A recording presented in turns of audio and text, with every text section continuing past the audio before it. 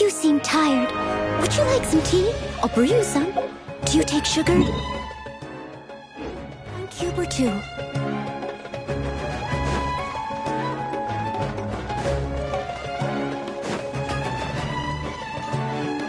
Someone needs assistance.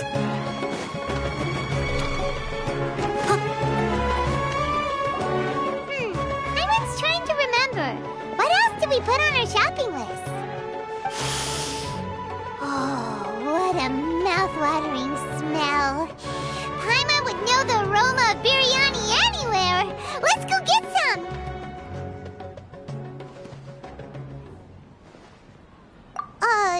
We can still add it to the list. Well, if it isn't the Traveler and Paimon.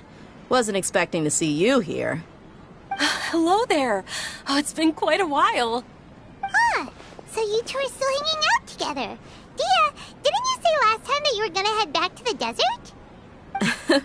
I said I was going to resign from being her bodyguard, not that our friendship was over. We're still the best of friends. The Homayanis also still post jobs from time to time.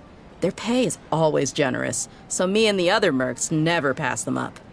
I told Dia to just stay at our place when she took one of those jobs a few days ago.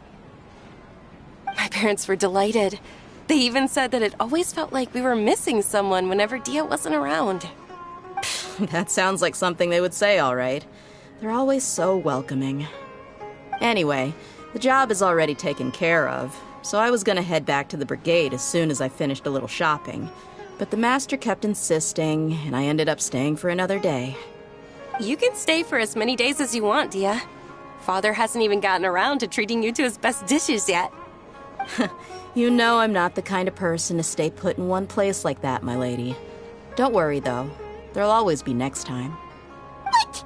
She said they'll treat you to the best dishes! Paimon can't believe you can still refuse that! But wait. Didn't you say last time that you would take me on a trip to the desert? Why don't you just take me with you today, when you leave? There are so many places I still haven't visited yet. I'm sorry, my lady, but no can do. There's still a few things I need to take care of back at the brigade. Besides, the desert hasn't exactly been the most peaceful place lately. Oh, come on. Not this again. That's also what you said last time and the time before that. I know, I'm sorry. Just give me some more time, and I promise I'll plan the best trip ever for you. All right, fine. To be perfectly honest, it's not that I wanted to go, it's more like I feel like something is off about you lately. Ever since you first set foot on the estate a few days ago, you've been acting anxious and even paranoid. Have you been delaying our trip because you've run into some kind of trouble? Nah, are you kidding? You're worrying too much. Would you swear on that? Friends shouldn't lie to each other, you know. I wouldn't pry any further if you're willing to swear on what you just said. But if something really is bothering you, then just tell me. You know I'll help you however I can. Oh, looks like Dunyarzad was onto something. You're too perceptive, my lady. Seems I can't hide anything from you. I just thought that nothing good could come out of telling you about the messy happenings of mercenaries. Knowing too much only leads to more trouble. Mercenary life is a dog-eat-dog world where Mora reigns supreme. Everything operates on a completely different set of rules. That doesn't change anything about what I just said, though. We're still friends, and I can only support you if I understand what's bothering you. My lady, you're not gonna stop until you drag it out of me, are ya? All right, I'll share what I know. Let's go somewhere else first. This isn't exactly the best place for a discussion. Okay, let's talk here. Just try not to draw any extra attention. As you may already know, the Eremites have both a lot of mercenaries and a complex organizational structure. Many mercs are no different than me, just going around looking for jobs to earn some mora. My brigade is called the Blazing Beasts. We're not a large group, but every member is loyal and brave. However, not all Eremite brigades are like mine. Some are willing to cross all kinds of lines for the sake of Mora. The most notorious is a faction known as Deshret's Relics. Deshret's Relics? Judging from the name, they must really look up to... Yep, you got it. I've heard that you've already crossed paths with Ain al-Akmar. They're one of the groups under the Relic's banner. Oh, you mean the group that tried to sell us the Divine Knowledge Capsule? Yeah, they weren't friendly at all. Deshret's Relics is composed of many smaller brigades like Ain al-Akmar. The Relic's headquarters issues orders to all brigades under his control. On any other day, I would want nothing to do with them. Unfortunately, though, the brigade that's stirring up trouble now is none other than Dakan al-Akmar. Dakan? I think it means beard or something. Believe me, it's a really stupid name. I found it insufferable for years. Anyway, the real issue is that Dakan al-Akmar is led by my father, Kusela. Say what now? I think I'm starting to understand your anxiety now. But what did they do? I won't go into details, my lady, but they've been involved in a lot of violent incidents. We're talking hundreds. Hundreds? Yep. The scenes tend to be quite gruesome, too. They strip the victims of all their valuables before murdering them. Not only have they targeted merchant caravans and ordinary citizens, but other mercenary brigades as well. That's beyond terrible. They won't even spare their own kind. I don't know how Deshret's Relic sees it. All I do know is that Dakan al-Akmar has become more and more aggressive over the last few years. If I don't do something about them, then even my brigade or the people of Aru village could become their next target. I just wish I knew what's driven him to do this. Yeah. How can your father do such terrible things? I don't know. People change. He's always been pretty pathetic. But at least in the past, there were still a few lines that he wouldn't cross. That's setting the bar pretty low. I mean, if he was even remotely decent, then why would I have to leave the brigade and cut all ties with him? He was loud and foolish, with no real sense of purpose. Instead of doing anything useful, he spent most of his time drinking and chasing after women. Of course, the other brigade members were just like him. Their ruckus would go on night after night. Sounds like a nightmare. What about your mother? Did she ever step in to stop them? Unfortunately, I never knew my mother. I'm sorry, Dia. I didn't know. It's all right, my lady. That's pretty common in mercenary circles. Didn't I mention that my father was chasing after women? I was the result of one of those encounters with some random person. He told me that he wasn't sure who my mother was. And in any case, she never came to see me. He'd say, "You'll be fine as long as you remember to stick with Dad." But even then, he left most of the parenting to the brigade. The one thing I do remember is that he used to tell me stories. But the problem was that he had terrible taste. He only knew a few stories, and even those tended to be pretty stale. They were tales of desert warriors defeating dragons in the forest, or stories of mercenaries rescuing princesses from rebel armies. Sounds like your typical fairy tales. More or less, yeah. They were interesting maybe the first or second time around, but after about 20 repeats, they started to get a little dull. He seemed to think those stories were the best things ever, though. He was so into them that he'd call the whole brigade over and make them perform the whole thing as a play. Even the toys he gave me would all be story props. I'd get helmets, shields, and toy swords. It was only much later when I realized that the shows were more for him than they ever were for me. What an interesting guy. Yeah, I've always found him pretty childish. But that was something I could just shrug off. I had no reason to despise him. Until I grew up and learned the true face of Deshret's Relics for myself. Looting, blackmail, violence, and fraud. They not only accepted such heinous acts, they would even openly boast about them. No one in the brigade was any kind of hero. Instead, my father and his cronies were more like the bad guys that needed to be taken down. Did they really think that as long as they didn't do any of that stuff right in front of me, I would never know? I think I can understand your feelings. The difference between perception and reality must have hit hard. Yeah, but don't worry, my lady. It's all water under the bridge to me now. I had a huge argument with my father and left that place behind for good. I'm not investigating them due to any bitter feelings I still have towards my father. I just want to protect those that are close to me. Yeah, I told the boys to gather as much information as they could. Most of the reports concern violent incidents, but there's also some talk of smuggling. I see. But isn't this investigation incredibly dangerous? It is, but every mercenary lives life on the edge. It's a lifestyle that I enjoy. That may be true, but it'll be impossible for those who care about you not to worry. Well, now you get why I didn't want to share any of this with you. What should we do? They both have valid concerns. Huh? But there's no need for you to get caught up in this mess, too. Well, she's super tough, so if she went into the desert with you, then Paimon bets the problem will be solved in no time. I'm inclined to agree. I'd feel a lot more at ease if you took her along. I'll wait for news from you in the city until then. Please, stay safe. I'm honored that you care so much for me, my lady. All right, then let's get moving.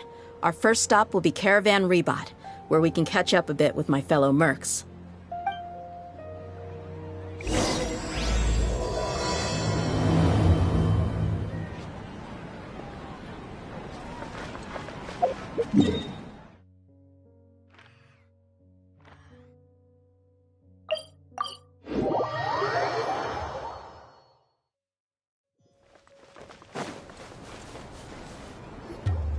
Hey, Dia, you're back. Are these two friends of yours? Likewise. And there's no need to be so formal with us. We're a pretty casual crew. Anyway, since we've got newcomers, let me fill you in on what Dakan al-Ahmar's been up to lately. They've become extremely aggressive. Apparently, even their own now have become acceptable targets. They even attack other relics brigades, just the same as any other mercenary brigade.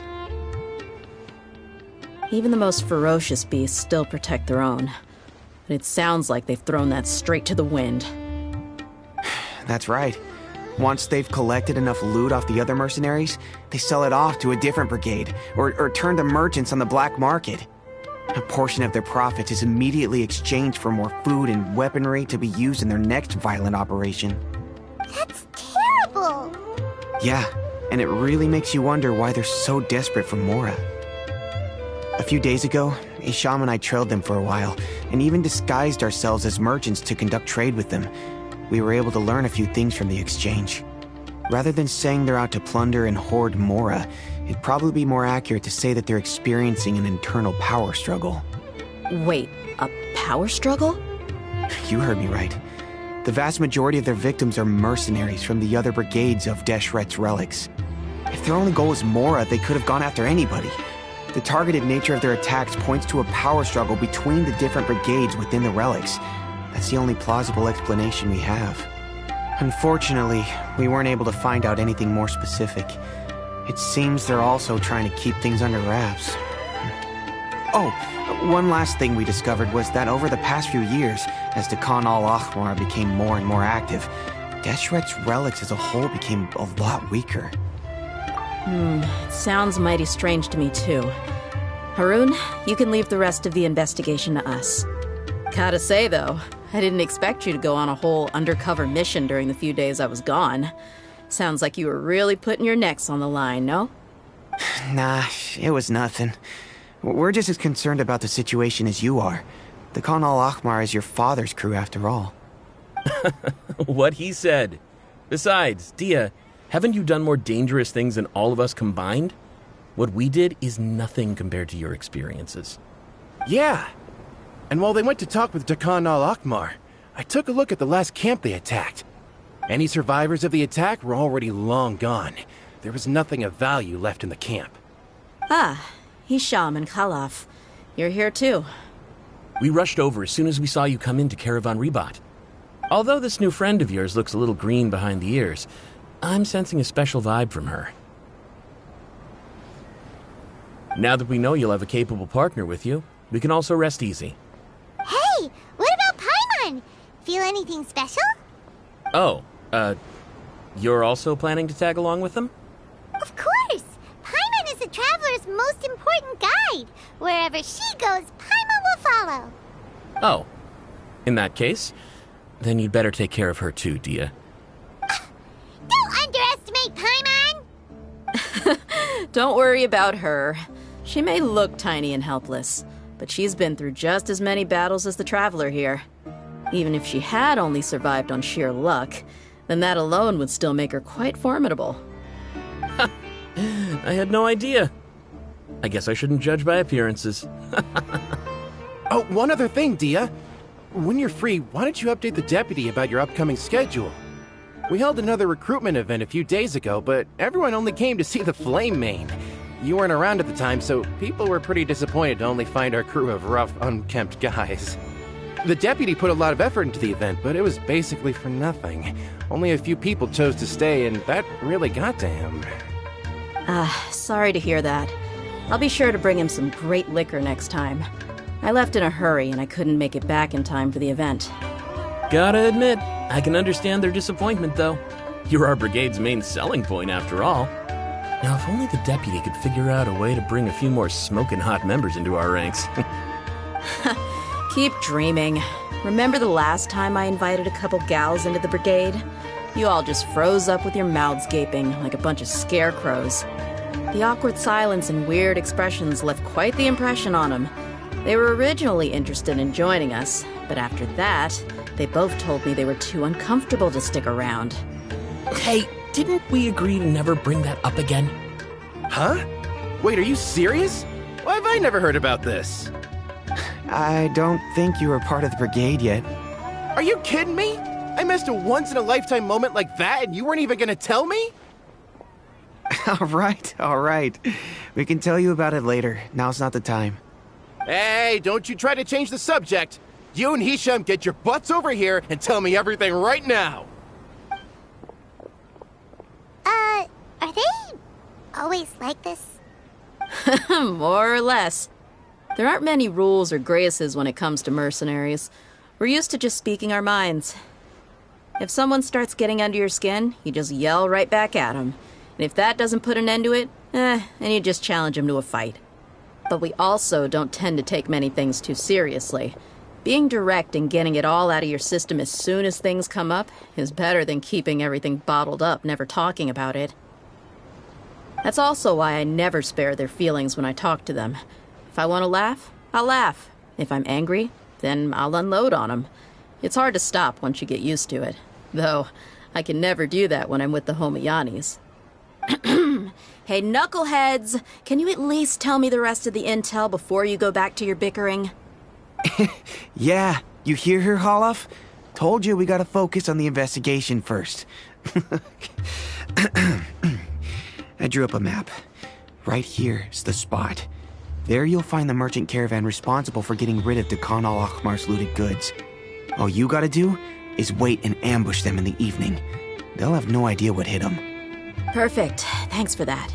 Be sure to pass my regards to everyone else in the brigade as well. Will do. You stay safe, Dia.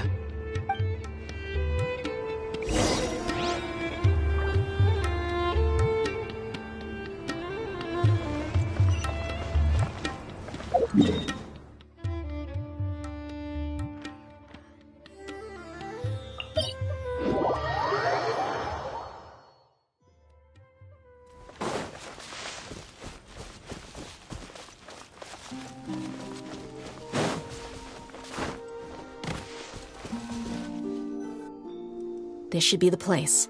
Let's find a spot to hide and bide our time. It's gonna come down to a fight one way or another, so let's all be careful. No need to worry. She knows her way around a fight. I'm not worried about that. What I meant is that we probably shouldn't go too hard on the enemy. After all, we still need to get information out of them.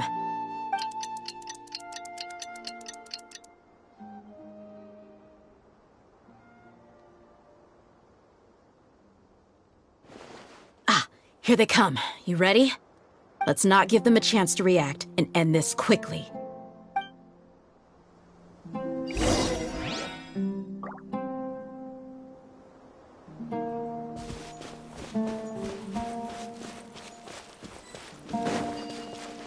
That's close enough. Feeling lucky today? Where do you think you're going?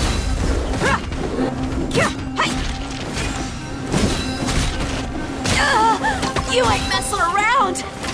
No more tricks up your sleeve. Law of the jungle! Buckle up!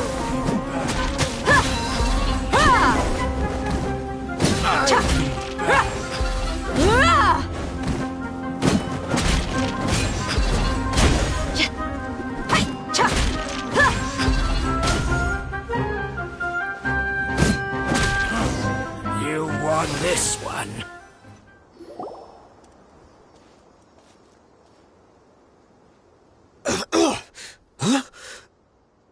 You're the Flame Mane. Good. That saves me an introduction. All right, time for a little talk. Are you buddies with Dakana Lakmar now?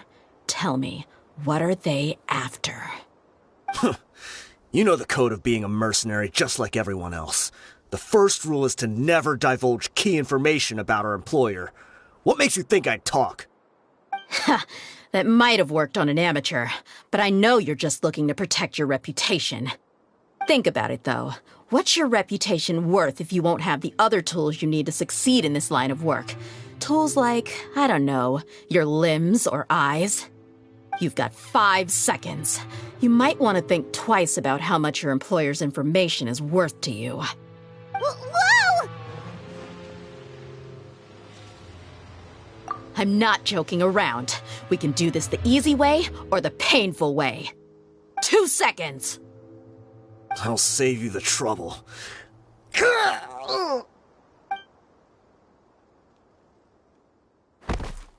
Huh? Are you crazy?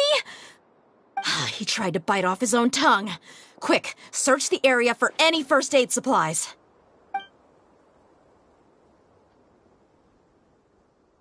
I definitely didn't expect him to go that far. Thankfully, the wound wasn't too deep, and he just passed out from the pain. But why would he be so extreme? I just wanted to test his mettle. You can get a lot of mercenaries to talk just by threatening them. I didn't expect him to be willing to go through so much pain just to deny us some intel. Well, he's out cold for now. We could wait for him to wake up, but maybe it's not a good idea to interrogate him any further. What should we do? Yeah, don't worry about it. It'll be a waste of time to interrogate him again after that. He might just hurt himself again if we start asking. There are lots of goods around here. Let's search the area. Maybe we'll be able to find something. I'm really sorry.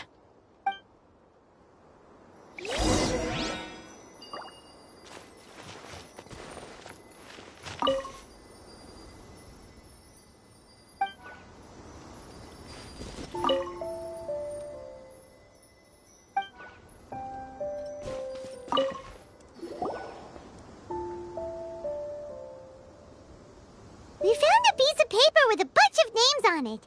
Maybe it's a record of something. Let me take a look.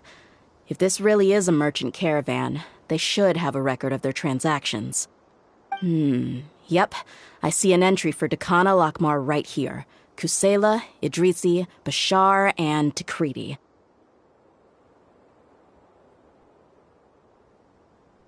All familiar names. Dakana Lakmar has been trading for a hefty supply of food, weapons, and medicine. It seems that in the past, they used to receive some canned knowledge as well. This caravan is just one link in their logistics chain. Once in the rainforest, the caravan will exchange the looted goods for Mora, and the funds will then be passed to a specific person. That person will then pack the caravan full of necessary goods, which will then be brought right back to Dakana Lakmar. Wait, why is there no Mora value recorded for the final transaction? No value? Yeah, every transaction before the last one was marked with an exact amount of Mora, But the final one, where they paid for everything to be brought back to the desert, was simply marked as delivered. Perhaps. But they couldn't have known how much they would make off selling the loot. Do they not care about profit margins at all? Anyway, the next part's the records of the goods themselves. There are a lot of entries. Everything was probably sourced from the rainforest. Huh? What's wrong? Shazamon Homayani? Homayani? You mean Dunyarzad's family? Could it just be another family with the same last name? I'd be surprised to find someone with the exact same first and last name. Shazamon Homayani is Dunyarzad's father, and the head of the Homayani family. Just what the heck is going on here? I'm sorry, you're right. I'll consider what we found and not jump to conclusions just yet. But what this piece of paper confirms is that the Homayani family has been providing goods to Dakan al-Akmar. What if the Homayanis have been kept in the dark and don't know they've been trading with Dakan al-Akmar? That's a possibility, but if that was the case, why is this caravan specifically named Shazamon as their person of contact? They could have just as easily bought goods such as food and medicine directly from Caravan Ribat or Port Ormos. Yeah, funding violence and looting. The brigade gets the goods, and he is paid the proceeds from the sale of the loot. But why would he do something like this? It's not like the Homayanis are in need of money. I honestly have no idea. I've been to their estate many times, and I've never noticed anything suspicious. The only potentially large expenditure I could think of would be the treatment costs for Dunyarzad's Elazar. Maybe they borrowed a lot of Mora in the past?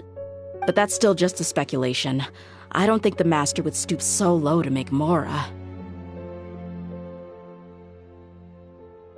You're probably right. I know my lady's personality, and she wouldn't deliberately keep something like this from us.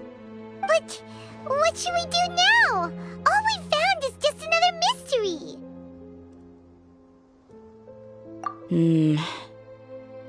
If you ask me, we already have no choice but to confront her about this.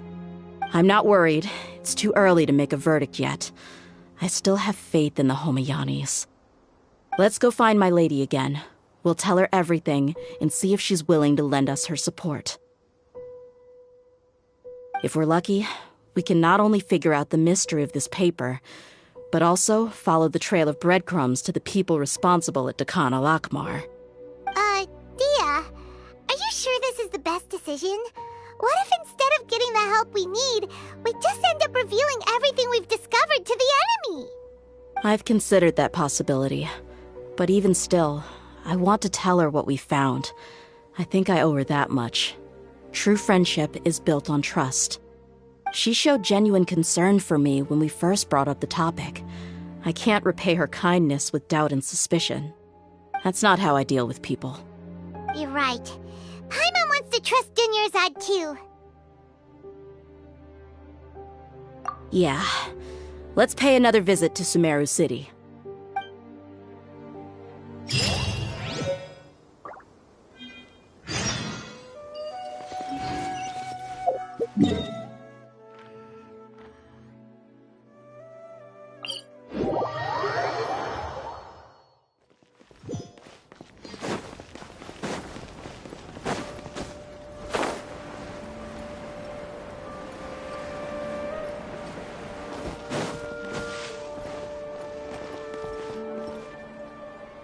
We're back, my lady.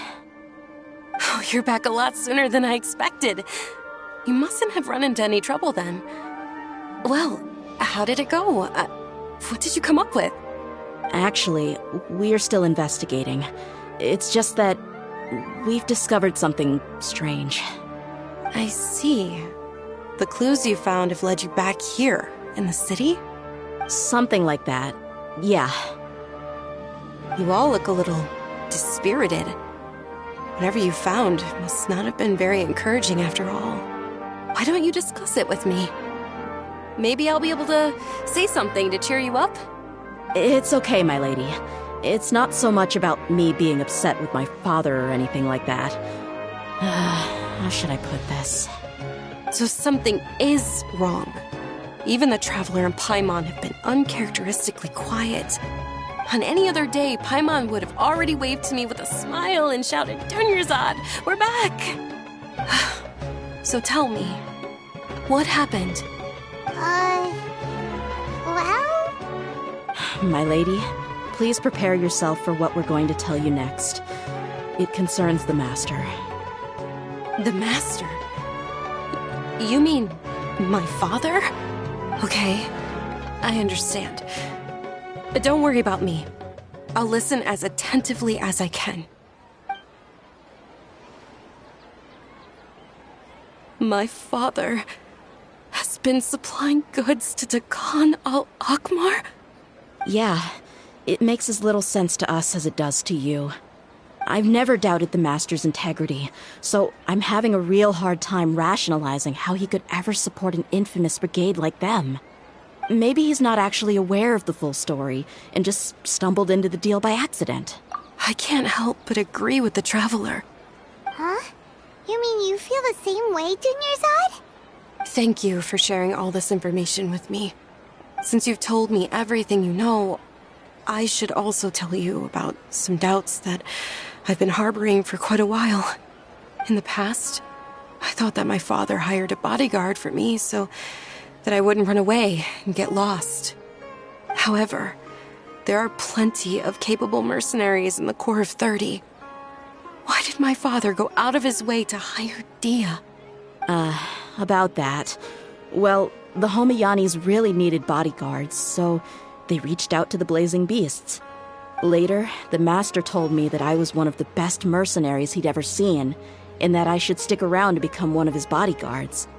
He offered me a pile of Mora, so I just signed on. Well, but that didn't really answer my question. Just think about it. Why did my father specifically reach out to the Blazing Beasts? Maybe the Corps of 30 just didn't have anyone available, or maybe someone recommended us. I've never given it too much thought. I think I get what you're saying. You'd think none of this was a coincidence. Precisely. At first glance, nothing seemed strange or out of place. But there are many parts of the story that don't actually make any sense. If my father had always been in contact with Dakan al-Akmar, then it would make sense for him to bring Dia into our house. You mean the goal all along was to get Dia to be your bodyguard?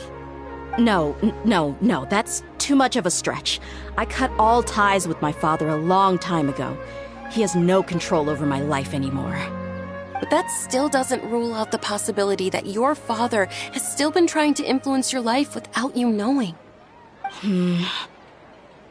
So, the Master was not likely an innocent victim in all of this? Sorry we put all this on you so suddenly, Dunyarzad. It's okay, Paimon. I should actually be thanking you. Regardless of his reasons, if my father has truly been funding a violent group of mercenaries, then it's my duty to bring him back to reason. But is that really the right thing to do? My father has committed many atrocities and deserves all the punishment that he has coming to him.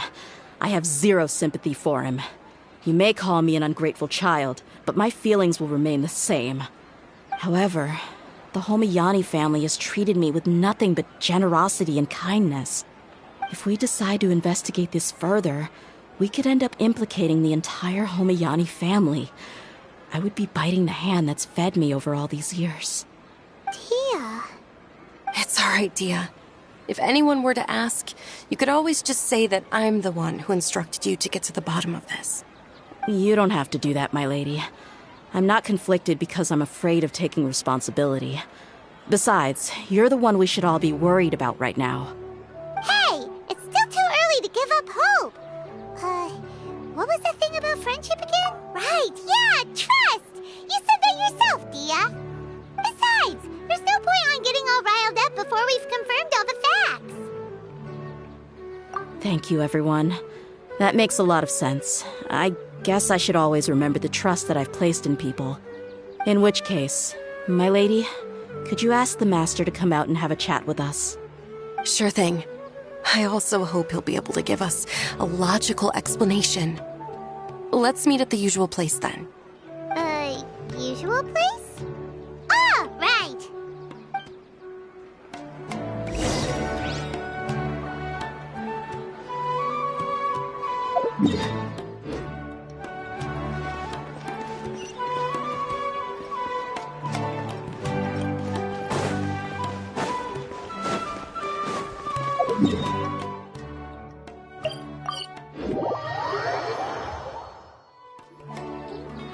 Thank you for coming, sir. Please allow me to introduce these two. This is the Traveler, and next to her is her travel companion, Paimon. Ah, yes. My daughter has mentioned them from time to time. It's a privilege to finally meet them in person. But we may skip all the pleasantries for now. What is the important matter you wish to discuss with me today? Well, we wanted to bring this transaction record to your attention. There's something on this record that we're all pretty curious about. So, that's what you found? Huh. Seems like I can't keep everything from you much longer. If you wouldn't mind, we'd like an explanation. Well, it's a long and difficult story. And to be perfectly honest, I'm not sure if I'm doing the right thing. What I do know, though, dear, is that the truth will bring you no solace. If anything, it will likely cause you a great amount of anguish. Wait, me? Yes. I understand perfectly why you came to see me. And I am touched by your collective commitment to do the right thing. But knowledge always comes at a price. And sometimes, as they say, ignorance is bliss. Your father, Kusela, and I both believed that. Of course, you have the right to seek and learn the truth, but I must warn you. The facts of this matter may reduce everything you've built for yourself into sand, blowing in the wind. If you must proceed, then Kusela's heartfelt efforts will also fade into the wind like a fleeting mirage. His heartfelt efforts? I'm sorry, sir, but I'm not sure I follow. I've made it this far in life without a single drop of my father's support. I have my own ideals and ways of looking at the world, as well as people and causes that I've chosen to cherish and fight for. None of these things have anything to do with him. I came here today to support you as the head of the Homayani family. No warning will change my stance on that. I understand. Then let me tell you a little story. Our family once needed to take a trip to the desert when Dunyazad was just a baby. Along the way, we were attacked by bandits. They had superior numbers and quickly overpowered our bodyguards. When all seemed lost, a group of passerby Eremites lent us their support. Those Eremites were Kusela's brigade, Dakan al-Ahmar. Kusela's men told me that the attackers were Eremite mercenaries, just like themselves. I was shocked. Why would Dakan al-Ahmar go so far to save us and not spare the fellow Eremites? Kusela was grinning and walked over to play with baby Dunyazad. She was startled by his unfamiliar face and nearly started crying. Really? I never knew. He said that he had no particular reason to help us. He just took pity on us because he had a daughter about the same age. We started talking about our children, and I sensed that he was a devoted father. To repay his kindness, I hired his brigade to help out at our estate for a time, and offered everyone generous remuneration. So, that's what happened. It was many years before I saw him again. I almost didn't recognize him the next time he came knocking on my door. The man I knew to be strong and healthy had been reduced to a shell of himself. He couldn't even walk anymore without his cane. So, what happened to him? He was perfectly fine when I left the brigade. I'm not too sure myself. The only thing that didn't change was his cheery disposition. He said there was absolutely nothing to worry about and that he had gotten into a fight. That was all. He then suddenly asked me if Dunyarzad, now that she had grown, would need a bodyguard of her own. At the time, Dunyarzad was going through a particularly severe bout of her Elazar. There was no need for her to have a bodyguard when she could barely leave the house. But he kept coming back to the topic. Come on, it never hurts to be safe. How do you know a bodyguard won't come in handy one day? I was completely lost at first, until he recommended the Blazing Beasts, and in particular, a mercenary named Dia. So he was the one who recommended Dia to you. Indeed. He didn't say it out loud, but it was clear that he saw Deshret's relics as an evil group who would eventually corrupt every member in their ranks. He was already beyond redemption, but he hoped that he would be able to detach his daughter from the vicious world of mercenary life. If Dia could stay in my house and keep working as a bodyguard, then gradually her affinity for the desert would decrease, and she'd be able to leave her previous life behind. And that's why you offered her such generous compensation? Yes, but not just because of that. From the moment that he asked me for that favor, I also began to see Dia as my own daughter. And that's also why I tried to persuade you to stay when you asked for permission to leave. I was willing to spend however much it took. Kusela saved my daughter and me all those years ago in the desert. I could never refuse him entrusting his daughter to me. He was always like that, acting like he's oh so smart and self-righteous. Kusela said that he'd reimburse me for a portion of Dia's fees. I refused to take any mora from him, but he'd always sent me funds anyway. Eventually, I just accepted them as a token of his gratitude. And that went on for a while until I received another letter from him a few years ago. The letter contained a request to help him buy food, weapons, medicine, and even explosive materials. Wait! Isn't that around the time that Dakan al-Ahmar started becoming more aggressive? That's right. When I started to hear some nasty rumors, I became wary. I wanted to meet him face to face to discuss things. But by then, he was no longer receptive to my requests to talk. If I had to guess, it's probably because he doesn't want to put Dia at risk. That thought occurred to me as well. I figured that he probably came to me for help because he had nobody else to turn to. After some deliberation, I decided to send him some food and medicine. I turned down all his requests for explosives and weaponry. I am aware that even such a reduced gesture of support could lead to others coming to harm, but I could not simply reject his plea for help. In the end, it probably was the wrong decision. I plugged my ears to the rumors and just chose a solution that made me feel least guilty about myself. If you can, please tell me where he is now. None of the things he's doing right now make any sense if he's just trying to keep me from getting tangled up in his world. If all he wants to do is steer clear of me, then maybe he shouldn't have brought me into this world in the first place. Oh no. Dia, please don't feel that way. I'm just angry because I can't wrap my head around any of his actions. Another way? I don't know. I knew him, and he was nothing more than a childish brute. I can't understand what's going through his head. But I guess you do have a point.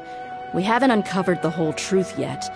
We still need to figure out his exact actions and reasoning for these last few years. I'll do my best to help.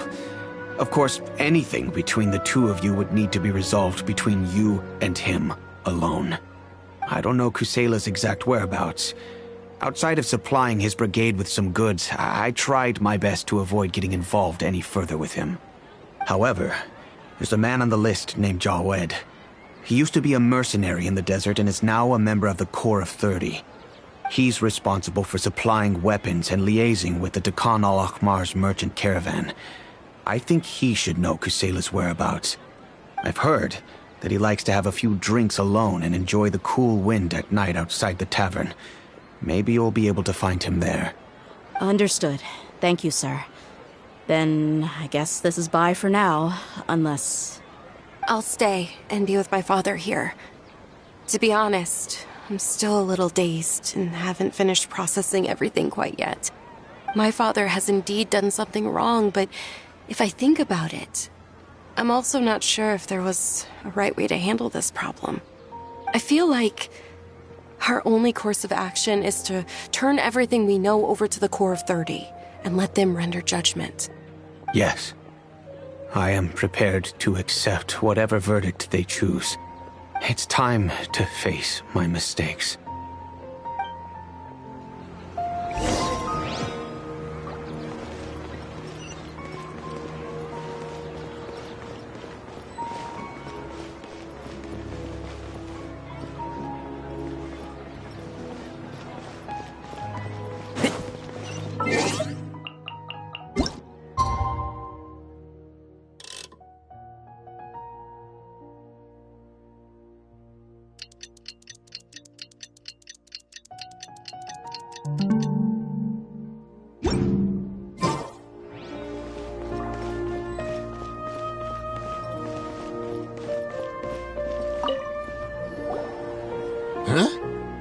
Who are you guys?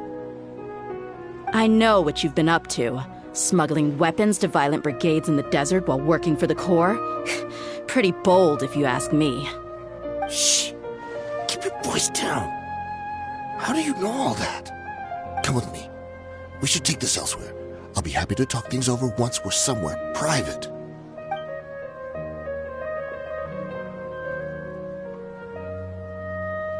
This place should do. Alright, back to my question. How did you all know about me? Don't worry about that for now. You know what kind of punishment you'll face once we report you to the Corps, I assume. Wait, there's no need to jump the gun. Let's talk this out. What are your terms?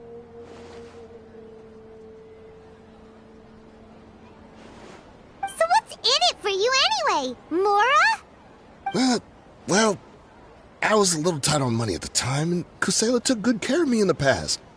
I weighed it in my mind, and I couldn't find a reason to turn the opportunity down. I wouldn't only be helping my benefactor, but I could also make some quick Mora. Let me tell you how it is. We're investigating Dakan al-Akmar, and we're gonna put an end to their operations. If you provide some help for us, then we might just put in a good word later to reduce the terms of your punishment. Hey, why don't we discuss this a little first?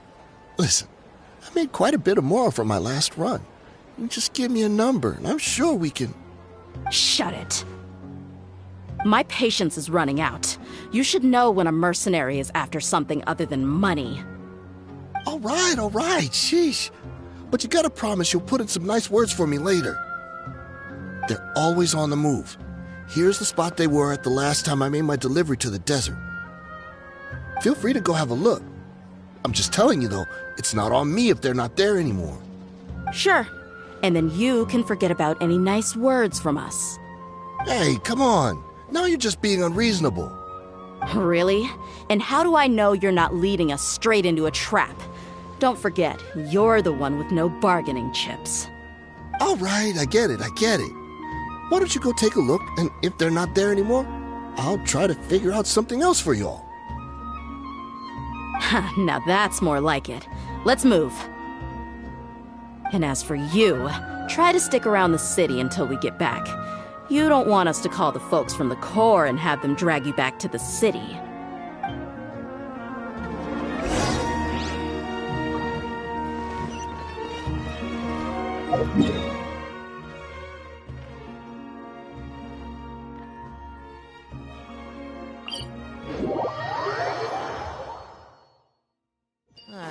So hot. Even a mist flower would melt in this heat.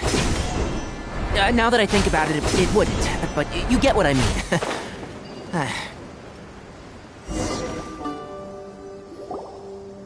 mean. Seems like we're in luck. That should be their camp right up ahead. Let's go. We'll finally get to the bottom of this ourselves. I'm here to see Kusela. Tell him to get out here. Dear. Why are you here?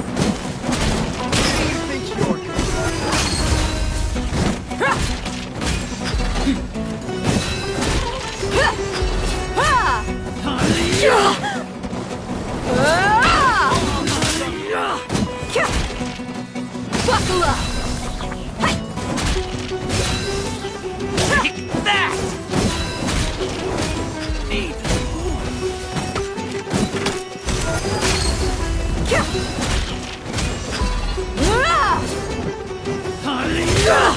Your mommy teach you that?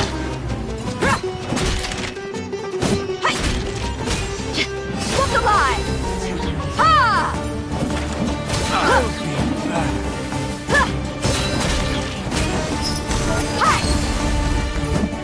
Haven't you all done enough? Oh, so are you also here to stop us? Stay out of this. It's got nothing to do with you.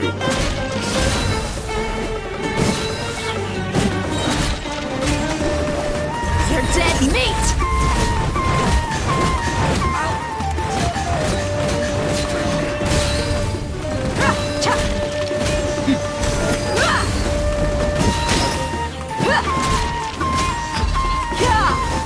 Let's get it on!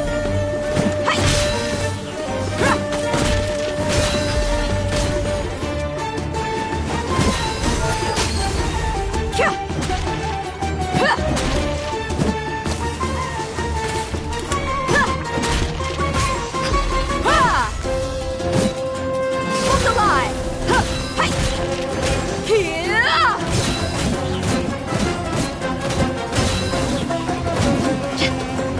One like the forest.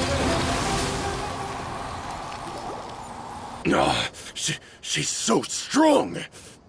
Enough fighting. We all know each other, and I don't want to take things too far. Just bring Kusela to me. There's no use hiding him anymore. Did you understand a single word I just said? Or do I need to bash your skull in some more? All right, everyone, let's all just calm down for a second. Dia, the boss can't come out and see you anymore. He died a long time ago. What? Seems like you've been out of the loop for a while. Guess that's for the best, though. At least, that's what the old man wanted. When did he die? What happened to him? A few years ago, Kusela broke up Dakan al-Ahmar and went to the Deshret's Relics headquarters by himself. So is that when you guys started acting up? We would prefer to call it taking revenge. Every last person in Deshret's Relics must pay in blood for what they did. Let me start from the beginning. Dia, do you know how the head of the Relics maintained order internally? Overwhelming strength and unquestionable authority? Those were a part of it, yes. But just those on their own weren't enough. They had another tool at their disposal. They called it a person's record. Regardless of whether they joined by their own will or were coerced, every person in Deshret's Relics was forced to leave a record of themselves at headquarters. Whether it be their deepest sin, some unforgivable act, or their most immoral exploit, the record served both as a symbol of loyalty and the perfect material for black. That's precisely it. Every one of us have a record. Me, Bashar, Tikriti, and all the boys who grew up with Dia and ended up joining our ranks. But you, Dia, you were never asked to provide a record, were you? I never even knew this was a requirement. You were probably the only person in all of Deshret's Relics who didn't know about it. Ever since you were born, Boss had been trying to shield you from this organization's sinister rules. Not only that, but he also banned all of us from committing any nefarious acts. He said he'd take care of the dues we had to pay regularly to headquarters. But in the end, he was just an ordinary person. What could he do? He was forced to go to headquarters again and again to account for missed dues and incomplete records. He'd come up with all kinds of excuses and get beaten up as a result. We all knew he was doing that for you. He wanted to get you out of this world, no matter what it took. And that's why he became a shell of himself and couldn't walk without a cane. Wait, but doesn't make any sense. I didn't know about any of this, and I'd never seen him get injured or beaten. Because you were too young at the time. How would you ever tell between wounds from a beating and wounds from battle? When you left home after that final argument with him, he seemed to age by a decade overnight. Even his hair went gray. So, even the blazing beasts were... Yep. It was all his doing. Had he not arranged them to come to you, you probably would have been reduced to a pulp before you ever left the desert. A few years ago, Boss said he needed to make another trip to headquarters. He was already pretty weak then, and we all assumed he was going to get beaten again. I suggested that he hand the role of leadership over to me, but he said there was no longer any need, since the Khan al-Ahmar would soon be no more. His words made no sense to me, but that night, we heard that a massive fire tore through headquarters and razed everyone's records to ash. Everyone gained their freedom that night. Many members fled, not just from our ranks, but from the other brigades as well. But how could we leave with a clear conscience? All of us who knew exactly what had happened. The boss can't have just died for nothing. Those heartless jerks at headquarters took him from us. From that point on, the sole purpose of the Khan al-Ahmar became revenge. The big fire that Boss started was quite a blow to headquarters' strength. It's given us the opportunity to launch our attack. Even though we're outnumbered, we vowed to see our revenge through to the very end. There were people from headquarters who changed their names and went into hiding. Some fled to other brigades, and others escaped to the rainforest. But we won't let any of them escape our wrath. They'll all pay for what they've done. We've suffered plenty of losses as well.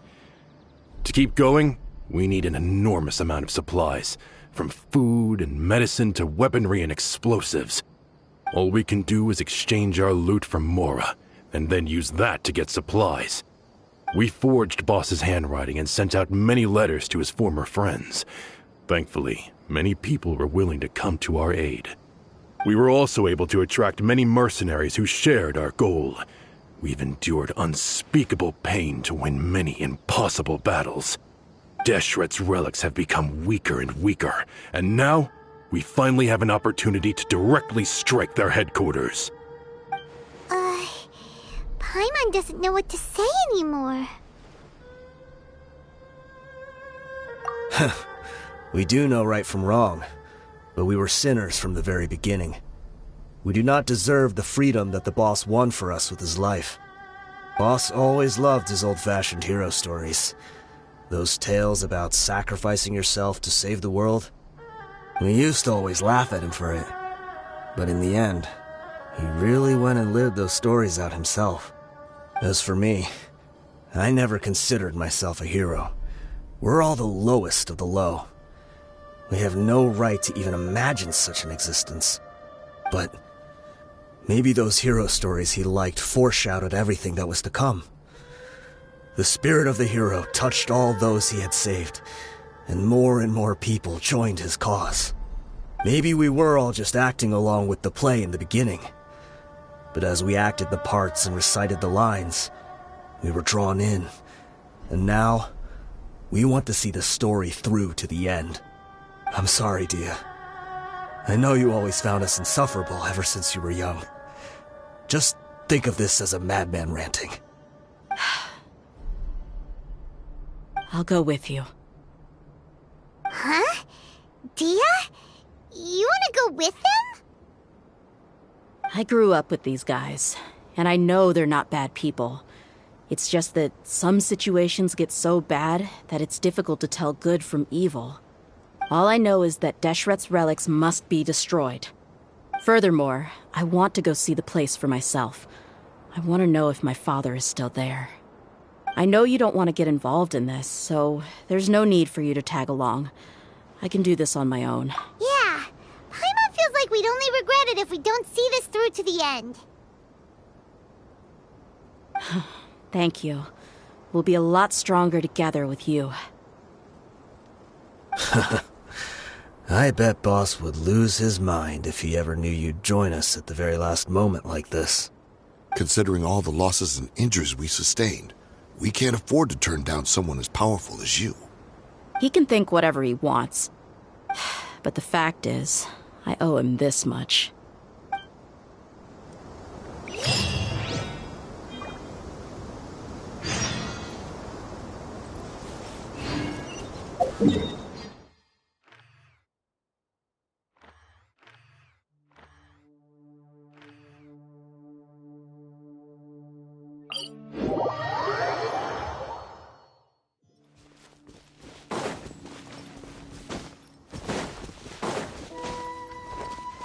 Keep up.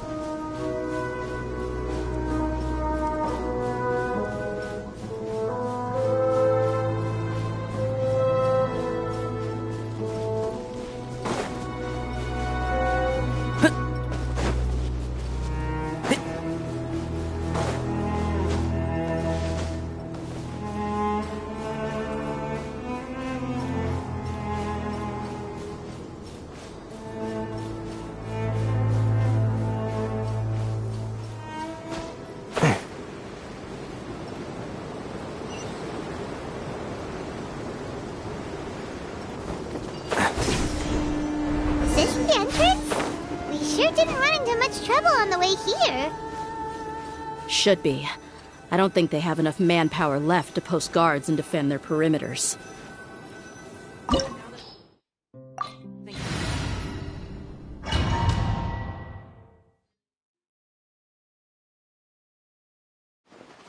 Wow. Paimon didn't expect it to look like this on the inside. They should all be holed up in here. Don't know how many people they've got left, though. Who cares? We'll round up all of them. Still, we should be careful. Even if they've only got one shot left, it could still take us out. Yeah, we'll know what they're really capable of once we've landed some hits on them. Deshret's relics may have been a force to be reckoned with before, but their name means nothing now. Yeah, they don't stand a chance with you here. I'll take the lead. I've been here once before.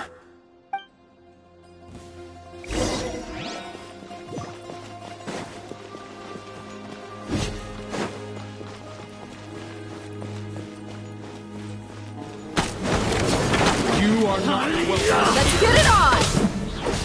Take that!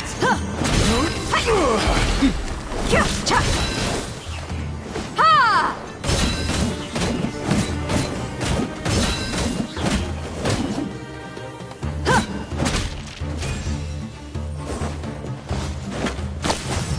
Booked alive!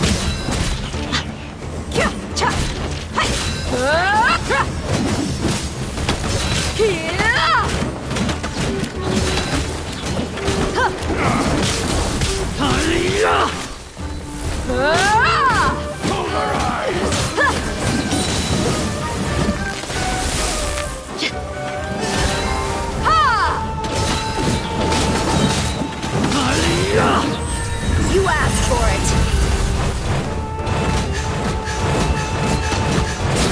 How regretful.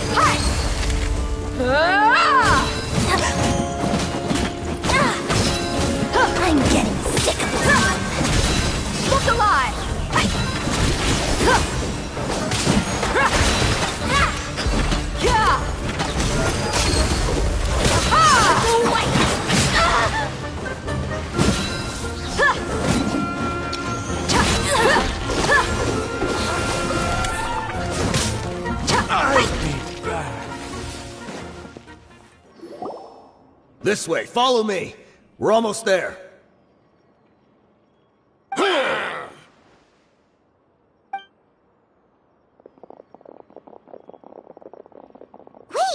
They went charging ahead without checking for any traps! Hey, you guys okay? It seems like we just got trapped in here. Don't think we triggered anything else. Watch out, the enemy's coming from ahead. Well, now that things have come to this, seems we'll have to fight our way through. Don't worry about us. We knew something like this could happen. Go and take a look around. There could still be another way through. Let's go! We can't let the boss down! Let's check if there's another way! The sooner we can make it through to help them, the better! Let's see. I think I see a way through over there, but it's being blocked by something. Let's try our luck with that mechanism. Okay, let's go!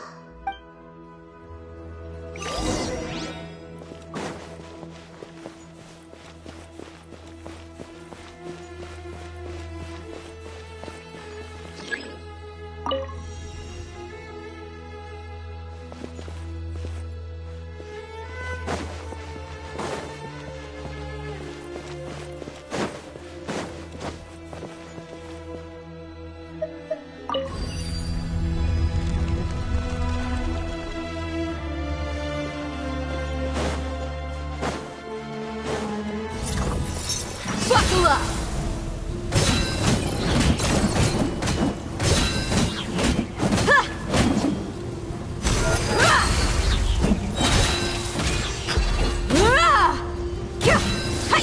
You're dead meat!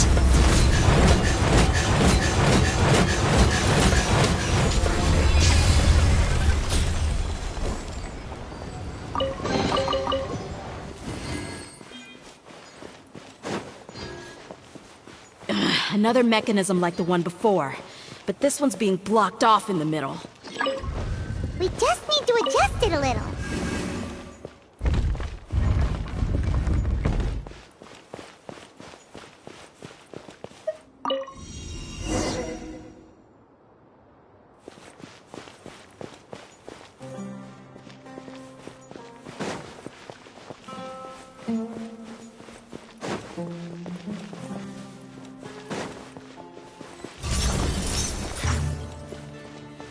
Look alive!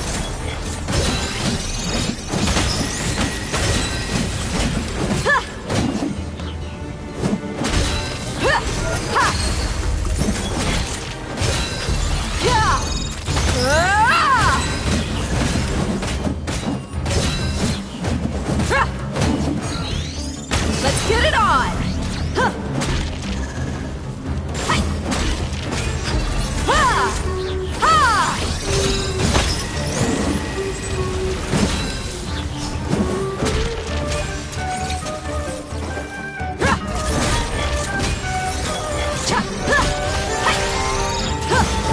Look alive! Gloves off!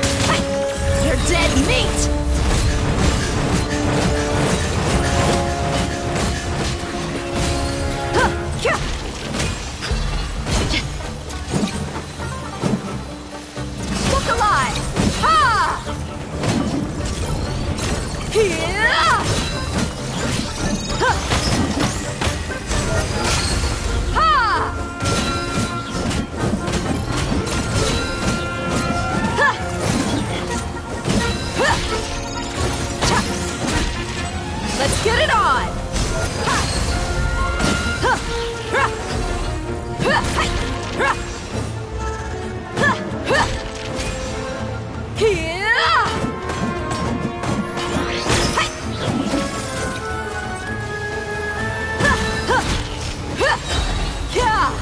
You asked for it!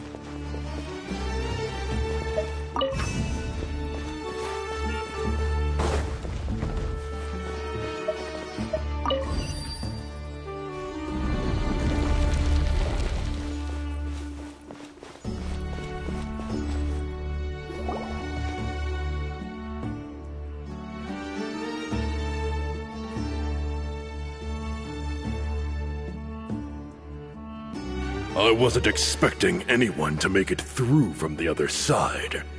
But as a desert dweller, I suppose we should be used to our folks defying all expectations. Don't waste your breath. You have nowhere to run. Run? Had I wanted to run, I would have fled 1,000 times already. I witnessed the golden age of Deshret's relics. Even if I could leave this place behind, all that awaits me now are endless days of humiliation and ruin. Even now, my brothers and I still believe in one thing. The greatest should never live to remember their fall. So you want to go out in a blaze of glory? Let us draw our weapons! We will show them the true power King Deshret bestowed upon his followers. They are but two, while we hold within ourselves the entirety of the relic's glory. Wave 1, charge! Eliminate them! Close enough.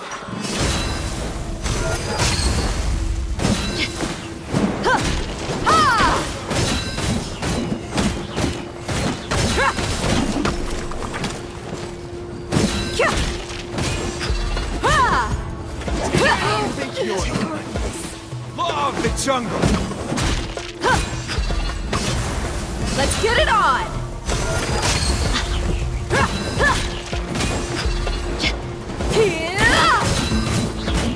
I'll be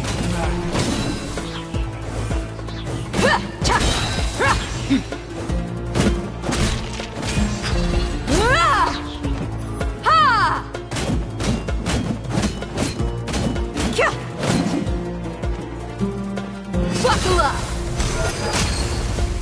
Don't think that you've won. You're just getting started.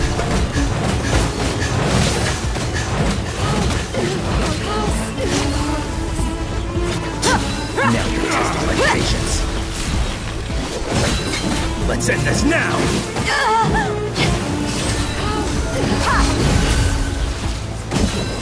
Gotcha! We'll meet again. You ain't messing around! King Deshret will not abandon any one of his followers.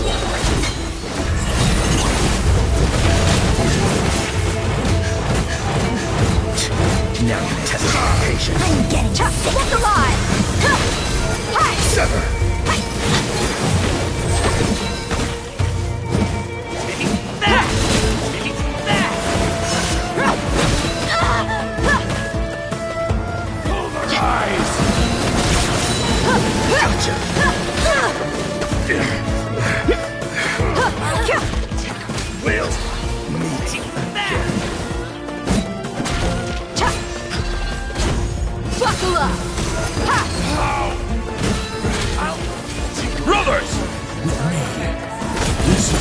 prove our faith. You all just want to die? None of us plan to leave this place alive!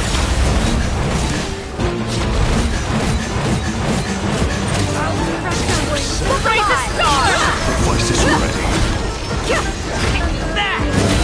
Where do you think you're going?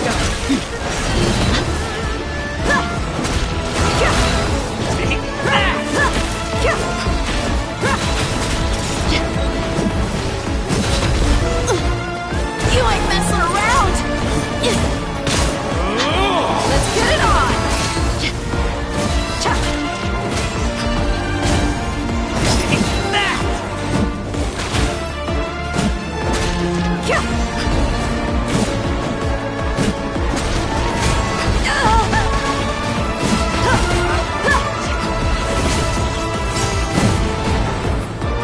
Where do you think you're going?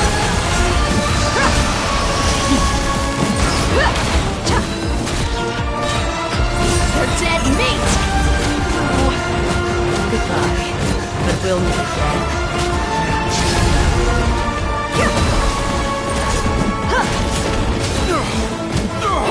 The golden slumber.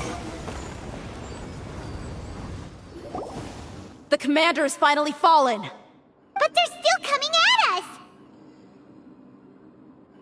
This place is like a gladiator's ring. They just keep coming no matter how many we beat!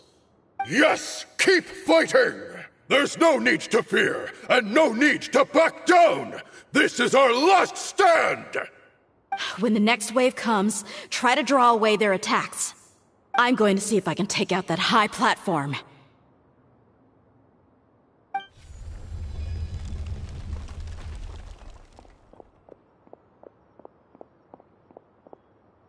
Get out of my way! Come and face me, Michel! So they've broken through the front as well. Apologies, Lord Michal. They fight like absolute madmen! No matter how much we throw at them, they just keep coming for more!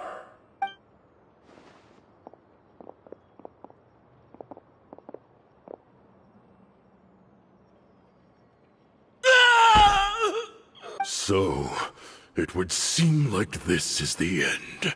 Time to pay for everything you've done, Michel. You think I would give you that opportunity?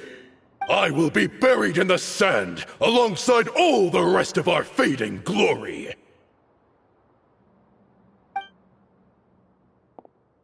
Hey, wait!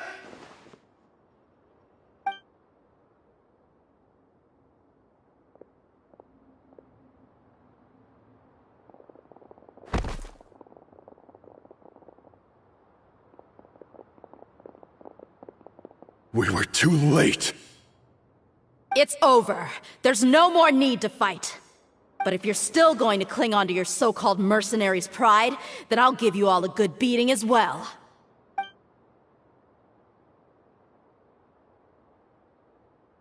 Hey, dear! I found the mechanism. I'll get you all back up here right away. Let's go.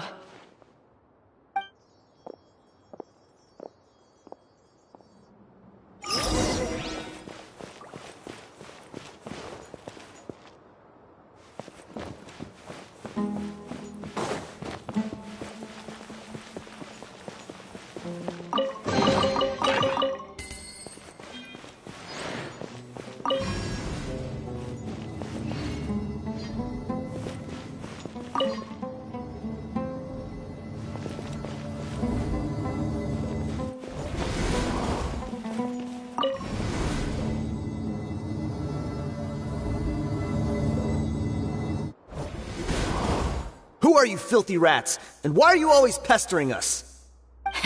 You call yourself a member of the infamous Deshret's relics, and you still can't even tell who's made it all the way to your headquarters? Who knows what intent a bunch of rats may have? We try to catch a couple, and you all just show up on the other side instead. How are we supposed to figure out what you're after? Hey, have you ever heard of a man by the name of Kusela? Why would I know? It's not like I'm in charge or anything. This is your last chance to talk. Hey, I said I don't know anything. I'm just an average member here. I'm telling the truth. If you're here to find someone, why don't you look through the records yourselves? Who can remember every name and face with so many people coming in and out every day? The irony. His life became a light for so many, yet to others, it wasn't even worth remembering. Where's the records room? Answer me!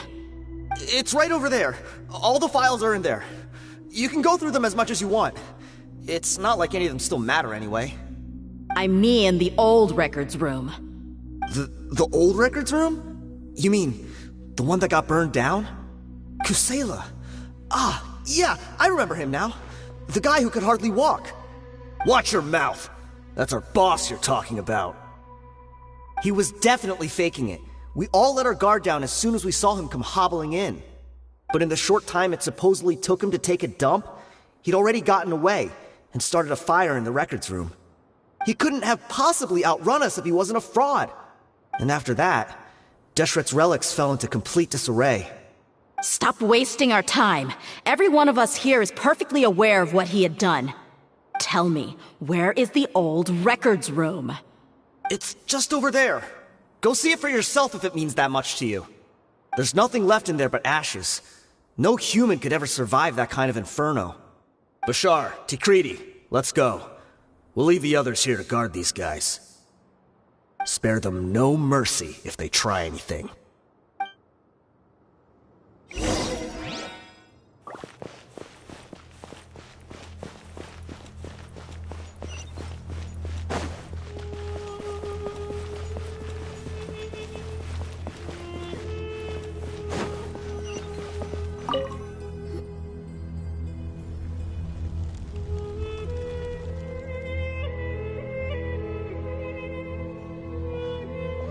So, this was his final destination. How did he do it? Getting past all the guards with a limp and sneaking in here to start a fire? If he was nimble enough to do that, then he must have been able to get out of here after starting the fire, right? Tia... I'm sorry. I know it's just wishful thinking. Let's look around. Maybe we can find something that's been left behind.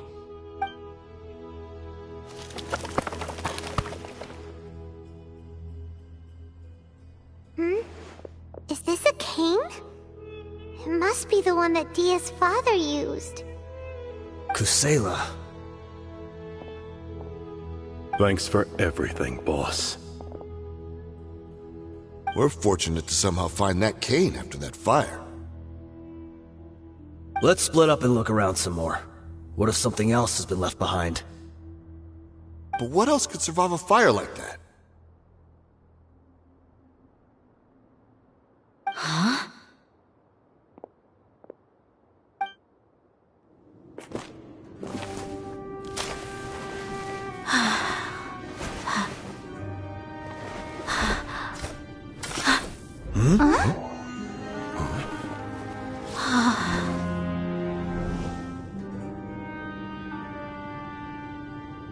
Thought so.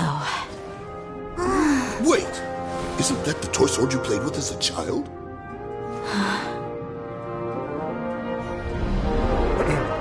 The dragon is no more, for Princess Dia has slain it. Its head now hangs above the city gates. Her bravery has brought eternal peace and prosperity to us all. Dia, come on. This is the most important line.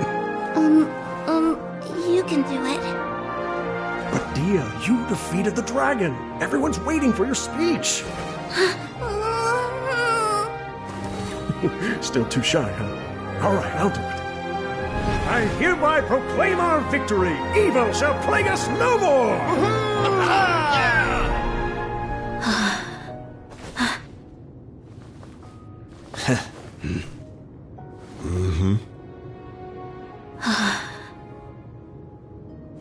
I hereby proclaim our victory. Evil shall plague us no more, Dad.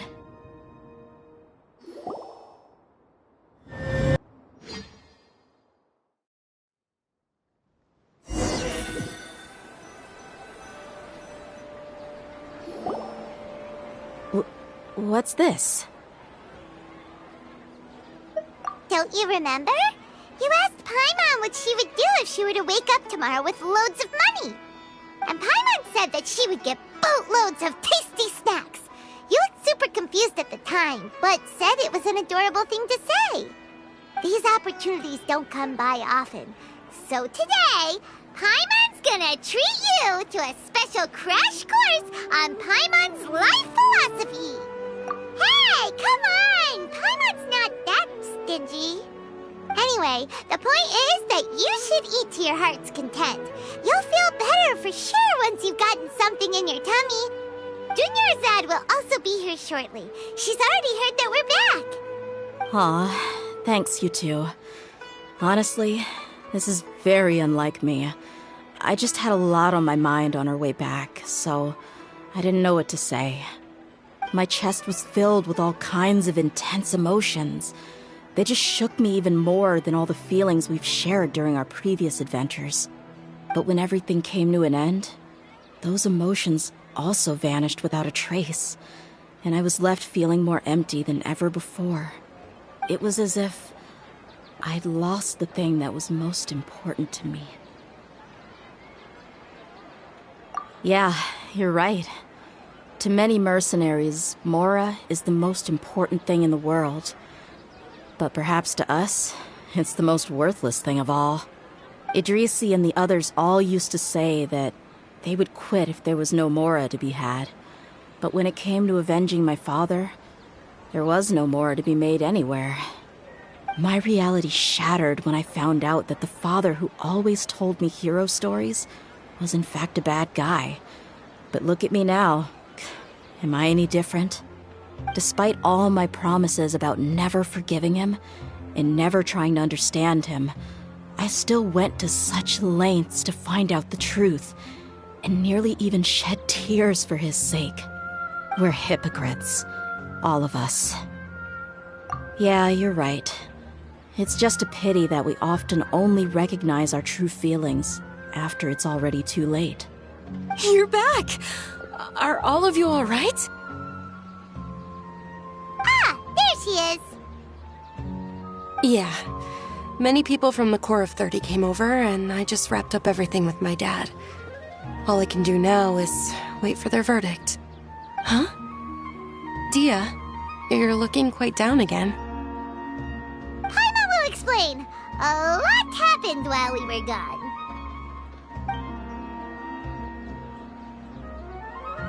I'm sorry. I really should have controlled my emotions better. I just... It's all right, my lady. You were hurt by all of this as well.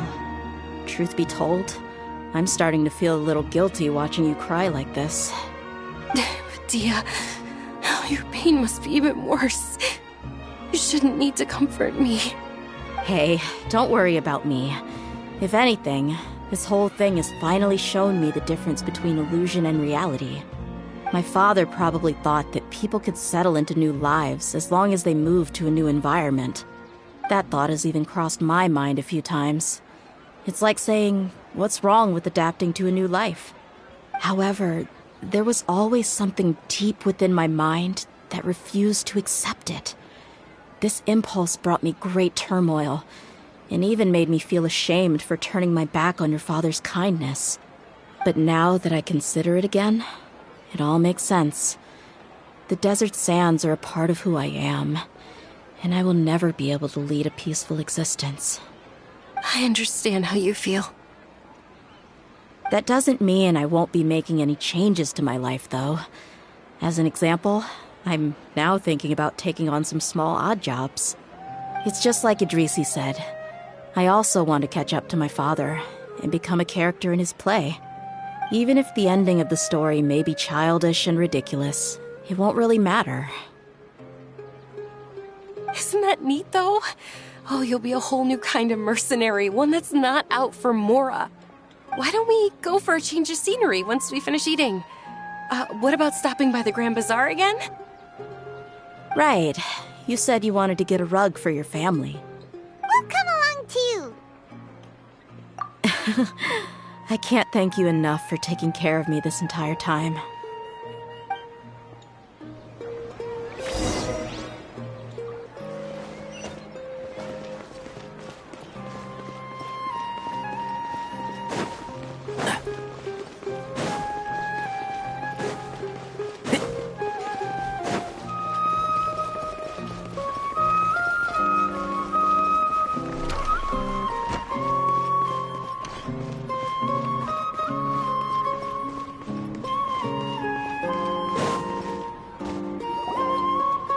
this rug here is quite something.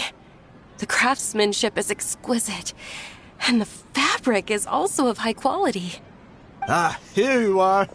Finally, I found you. Hey! Aren't you that mercenary who bit his tongue? You can still talk? Wait, are you here to take revenge on us? What are you talking about? Do I look like I could take you all in a fight? I just came here to give you something. I'll be on my way to give myself up to the Corps after this. Once I woke up, I hurried to the Khan al-Akhmar's camp, hoping to alert them to your presence. But when I got there, I found no one except the members who were still too injured to move. Ah, so you probably got there after us. Yeah, they told me that they had exacted their revenge, and everyone had turned themselves in to the authorities. Even that last camp was not going to last for much longer. I had joined the cause to repay an old favor from Kusela. Now that everyone's already turned themselves in, I might as well do the same. One of the injured members gave this box to me, and told me that it contained some of the old man's last possessions. Everything left in the camp will get confiscated, so I figured I should get this to you before the Corps could get their hands on it. Thank you. No worries. We are all just living our own truths. There's no need to comment or judge anyone for it. So this box contains everything that Dia's father left behind. Huh. It feels lighter than expected. Well, back in the day, the first thing he did with any Mora was spend it on things like drinks and meat. But let's see what's inside. What's this? It's just a bunch of junk. It kinda stinks. Perhaps it's just been left unopened for too long. A handwritten copy of a storybook. The paper's already yellowed, and it looks like it's about to fall apart. It was against the Academia's rules to possess books for personal use. If he was going to break that rule, he could have at least copied something useful. That probably means this was really important to him. And here are a few bags of children's snacks. The packaging's completely deteriorated. Maybe that's where the smell was coming from. Did he get those for you? Yeah, but here's the thing, though. Even when I was a child, I was never a fan of these kinds of snacks. He'd always say that he got them for me, but in the end, he always ate more than I ever did. Who even leaves snacks in a box like this anyway? Isn't that just common sense? Forget it. Let me see what else is in here. A razor, some buttons, some round iron tiles, a wooden toy puppet, a wool scarf, which, from the looks of it, probably belonged to a woman, and a hair clip? Why are these things here? I'm suddenly feeling a little scared. I'm sorry, my lady, but this is just the kind of man he was. He probably saw this box as some kind of personal trash heap and dumped any and everything in there. 2 empty liquor bottles. Tell me, you guys, are these the kinds of things... Huh? There's something in the bottle! Oh, you're right. All right, I got it out. It seems to be a piece of paper with some writing on it. The bottom part's all damaged from moisture, though. Let's hope the writing didn't smudge. I was suddenly seized with an urge to write a letter after finishing this bottle. I just folded it up and left it in the bottle, though. If I end up forgetting about it, it won't really matter. To Dia. It's a letter for me? It's all right. I'll just read it out. If he went to the trouble of writing a letter, there must have been some important things that he wanted to say. Or at least record down. My condition's becoming worse and worse. Can't even walk without a cane anymore, much less go out and have fun. Guess I don't have many days left. If you're reading this letter, then I suppose I'm already long gone. You were adorable as a baby. Everyone loved you. And regardless of whether you were crying or laughing, everyone enjoyed having you in the group. But once you grew a bit older, you were no longer nearly as happy or cute. It's probably the guy's fault. Can you believe this guy? He can point the finger at himself. Anyway, back to the point. To summarize, I'm writing this so you would know not to feel sad for me, even if you end up finding out the truth. The reason being that I was never your father to begin with. Wait, what? Surely, he must be joking, right? I don't know. I was quite formidable when I was young, and 100 times cooler than some so-called flame main. Really felt like the whole world was under my feet. With just a teeny tiny bit of effort, I felt I could rule over the entire desert. But as fate would have it, I went out into the desert for a drink one day and discovered a baby in the sands. It was you. You were just lying there, small and helpless. You were so tiny that if the wind blew for just a little while longer, you would have been buried forever. But your cries were so loud they made my head hurt. Now that I think of it, you really were a bundle of energy. Sounds like he's serious. I told Idrisi and the others that I had slipped up with a woman while out and about. None of them even doubted me. I'm sorry that I had to lie to them for so long, but I really had no other choice. I was their most esteemed leader, after all. It's not like I could just tell them that I suddenly wanted to play at being a father. At this rate, I'll puke up all the liquor I just drank from this bottle. Anyway, Dia, you possess the kind of freedom and kindness that we could only dream of. As far as how you should live your life, that'll be up to you to decide. That's the end of the letter. In the end, he was still thinking of me as a little child. I suppose, or I would have suffocated under the sand a long time ago. He was a good father to you. The fact that he wasn't a blood relative doesn't change that. Yeah. It's just a pity that we had to learn the truth of everything like this. Do you already have some ideas about the decision that he wanted you to make? I do. If he first found me alone in the sands, then I want to try my hand at finding the person who abandoned me. I just have one wish. To tell them a story. That there once existed a childish and foolish jerk with a heart of gold. And that only under his care was I able to grow and mature into the person I am today. If you end up finding any leads, can you share them with us? We go on adventures all the time. Maybe we'll be able to find some information for you. Sure, I appreciate it. I wasn't expecting you to be so enthusiastic. I'll help too. Thank you. All of you. Thank you so much. My life has certainly had its twists and turns, but I've always considered myself lucky. Because no matter where I've gone, I've always been surrounded by incredible kindness.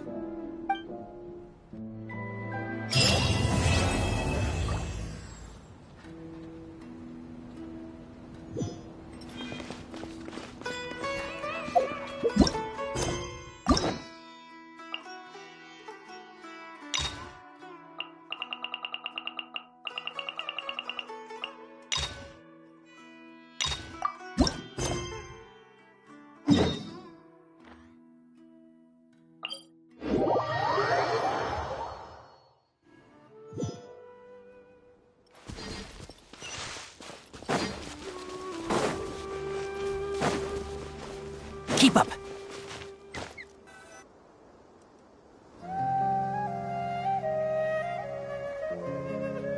Hey! Isn't that Nahida? Nahida! Paimon didn't think we'd run into you here! Oh, hey there. It's been a while, hasn't it? What have you two been up to? Seems like you've been enjoying yourselves. How about you? What are you up to now? I'm just looking out for some leads while getting some fresh air. I noticed that I have some blurry memories after saving Irmin's soul. I almost feel like there's still something extremely important I need to do. But I can't remember what it is. Why is that? Don't worry, we'll help you remember. Thank you so much. Since you're willing to help, I have something I'd like to show you.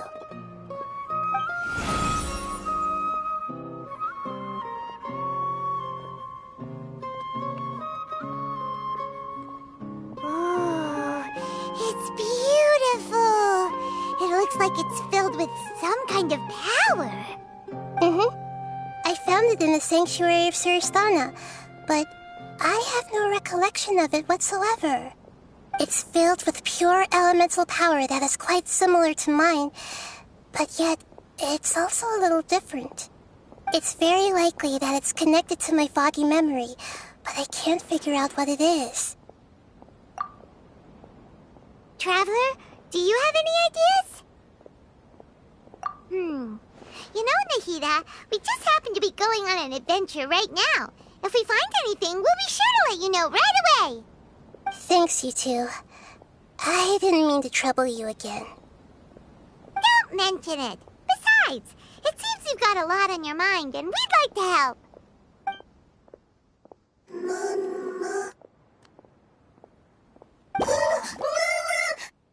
Hey, get out! You shouldn't be around here! I'm sorry, Lesser Lord Kusanali. Fungi don't usually come near this place. Last warning! Get out before I kick you out, you hear? Hang on. I think it's trying to tell us something. But Great Dendro Archon, it's a monster! Please, don't worry. I think I understand. Seems that it wants us to follow it. You can understand it? Even though different creatures have varying habits and ways of communicating, the emotions we experience are all the same. I can feel its anxiety and fear. It's in dire need of our help. Well, fungi are kinda cute, but... that's true. Okay, let's go take a look. Alright, lead the way, little fungus. Although they all look about the same, some fungi are friendly, while others are super aggressive and attack anyone they see. It can't be helped. Perhaps in their eyes, humans are like fierce monsters as well.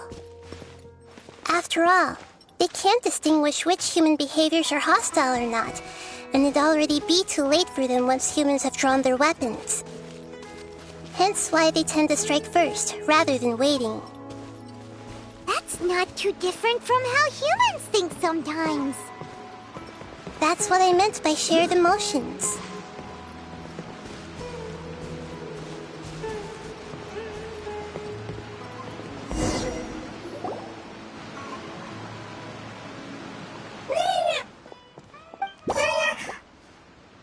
It appears it was in a hurry because of this unconscious fungus. Seems like they might be family. So maybe this fungus wanted to bring Nahida here to help its family member. Probably. Although fungi are simple creatures, they're very sensitive to elemental power. Maybe it noticed me on my way back and thought I'd be able to help. I'll take a look. I should be able to help if it's just a common illness. What is it, Nahida? Strange. Very strange. This fungus didn't develop from a spore. It's an elemental life form. Huh? An elemental life form? Yes. Although the fungi you normally see are capable of using elemental powers, they're merely borrowing elemental power from nature around them. As for this fungus, it has elemental power flowing through it. Definitely not anything like your typical fungus.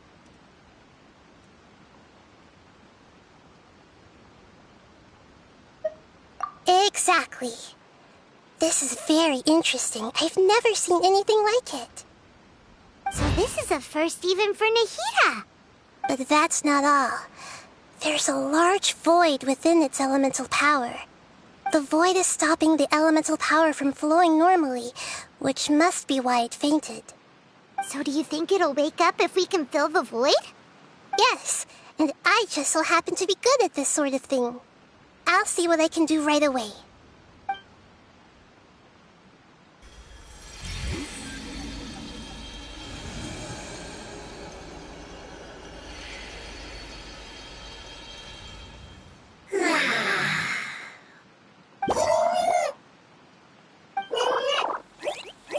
My power was compatible. Looks like everything is fine now. Lord of Dendro? Is it really the Lord of Dendro?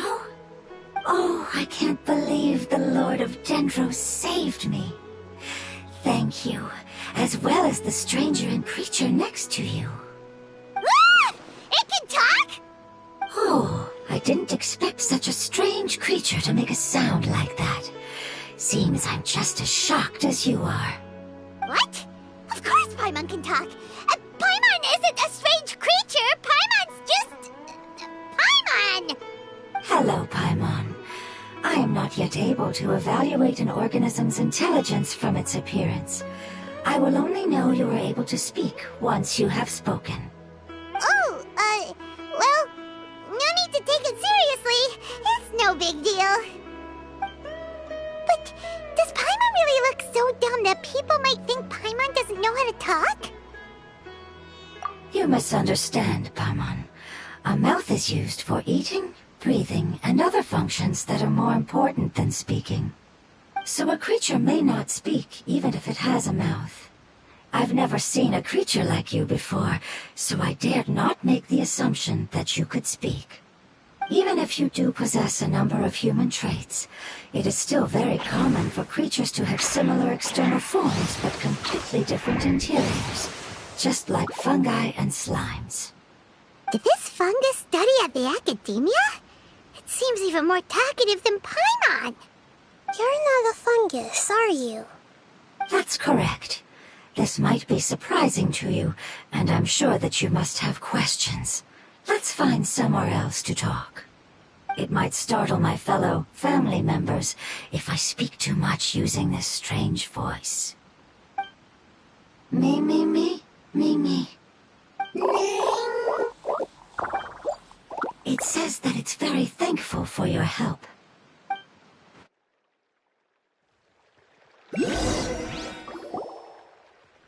I was confident that I knew of all the creatures in Teyvat. Even if there are ones I've never seen with my own eyes, I thought I possessed all the relevant knowledge about them. However, even if I were to lay out the traits of all elemental life forms, you don't seem to match any of them. What are you? And where did you come from? I come from an ancient race. We have existed for a very long time, possibly longer than any records in existence. My home was filled with flowing water and great mountains. Lush grass covered the land, and my family and I lived in bliss and happiness. Until the apocalypse came and changed my home forever. A horrifying power consumed all there was. The seeds of catastrophe nested and grew inside of us, twisting and warping us, causing us to lose control. We were victims of the apocalypse, yet in time, we also became the apocalypse itself. The apocalypse? I'm not sure what it means either. It sounds like some kind of old fable. It's a long and complicated story. It will take me some time to explain it clearly. Don't worry, we'll listen. Please continue. I was lucky and managed to survive.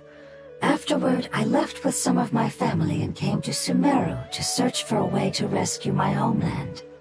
We came in contact with many species and learned from their cultures and knowledge, hoping to understand the truth behind the apocalypse. We later found out that humans know the power of the apocalypse and refer to it as forbidden knowledge. Your home was destroyed by forbidden knowledge? Does that mean you're from the desert? It said that they are looking for a way to save their homeland, but the catastrophe of the desert should have ended a long time ago. The Lord of Dendro is correct. We are not from the desert. I would very much like to tell you the location of my homeland, but unfortunately, I've forgotten. That may sound a little odd, as it is very important to both me and my family. Yes, how could you forget? I am a life form that was contaminated by the apocalypse. A part of my knowledge and memory was taken away as the contamination inside of me was purged. Ah, I get it now. So the void of elemental power was left behind from when the forbidden knowledge was purged. I'm sorry. I hadn't considered that kind of possibility. That's okay. Lord of Dendro, there is no need to apologize. Without your help, I would have lost more than just my knowledge and memory. And not only did you save me, but you've also already rid the world of the remaining forbidden knowledge, right? That's right. The forbidden knowledge is no more, and your homeland should be safe now. My home should be safe now. We can go home. For the longest time, this moment has only seemed like a dream. I never knew it would become a reality so quickly. I was unable to fulfill our calling. I never found a way to save my homeland, and I have even forgotten where it is. It's not your fault. You've already done everything you can. Every species paid a grave price in the fight against forbidden knowledge. This is not a responsibility you should carry on your own. You mentioned that there were other survivors besides yourself. Where are they? Maybe they'll remember. The apocalypse put us through immense pain. Many of my family members have already met their end. I'm not sure who else is still alive. Don't worry, I should be able to find them. Just leave it to me. I'll leave the rainforest to the Aranara.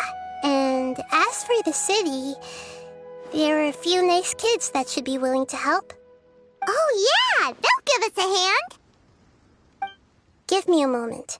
I'll contact them right now.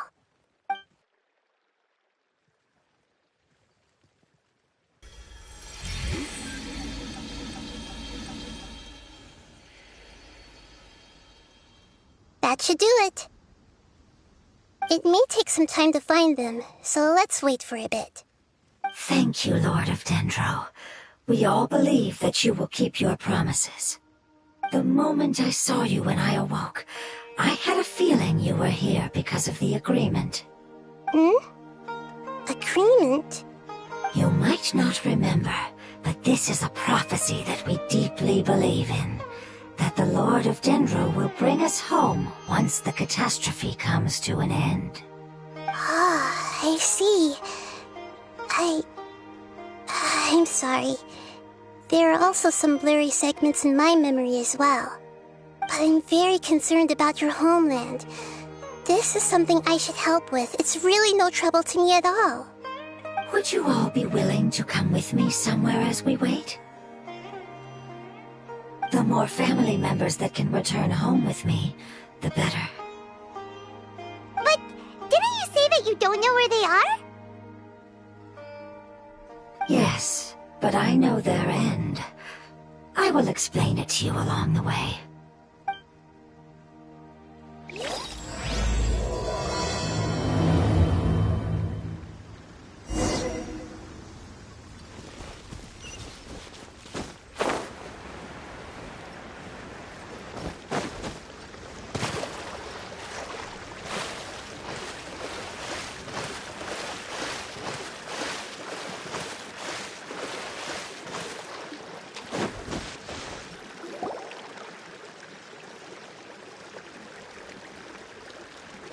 There's something that I'm very concerned about. Yes. I didn't mention it just now, but do you remember when I told you that the power in the crystal is very similar to mine, yet also different? The elemental power inside the crystal is completely identical to that of the fungus. What? Exactly. The prophecy that it mentioned was probably an agreement that I made with an elemental life form that once represented its race. I had to deal with the forbidden knowledge to save their homeland. The process, however, took away some of my memories. That sequence of events would explain the persistent feeling that I had unfinished business. Makes sense. Too bad it's unable to tell us more. Yeah, I've been trying to think of a place that fits the description of its homeland, but I'm unable to come up with anything. Agreed. I really want to send them home, so they won't have to wander around anymore.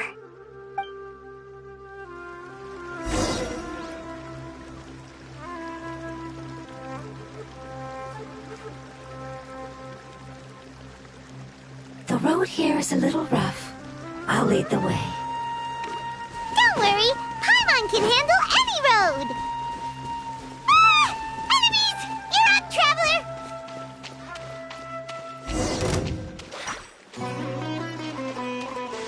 Enshroud! Let's nip that in the bud. Into the shadows.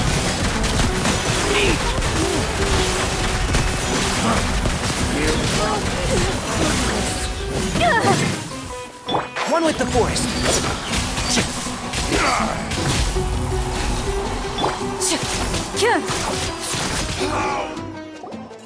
Amazing. With such skills, you all would have definitely been able to find a way to survive the apocalypse. Hey! Paimon has been meaning to ask. You all didn't originally look like this, did you? No, we didn't. The appearance of our kind will change according to the environment. After communicating with various living organisms in Sumeru, we discovered that fungi are the life form most adapted to live in these lands. Thus, we gradually took the form of fungi and became a part of their group. It's hard to believe that's even possible. The most important instinct any life form possesses is adapting to the environment. I don't think that should surprise you, Paimon. Your hand is shaped like that for a reason, so you are able to grip and use tools more easily. The reason why fungi absorb elemental power is to blend with the environment and fend off natural predators.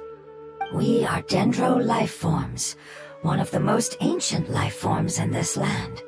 That is why we are so adaptable. So you mean, if Paimon wanted to, Paimon could change into a different form as well? Not as freely, I'm afraid. You would require a long time to make that happen. Although this is common sense to us, it is still extremely difficult to explain. Putting it as simply as possible, changing form requires energy, and energy comes with time. You cannot make a sprout grow into a giant tree instantly, nor can you force a tree to bear fruit overnight. I see. Humans have a term for this. It's called growth. Ah, you're so smart, Nahida! Paimon gets it now! Growth. I see. Yes, then this is what you would call growth. A most beautiful word. I shall enjoy it more as we walk.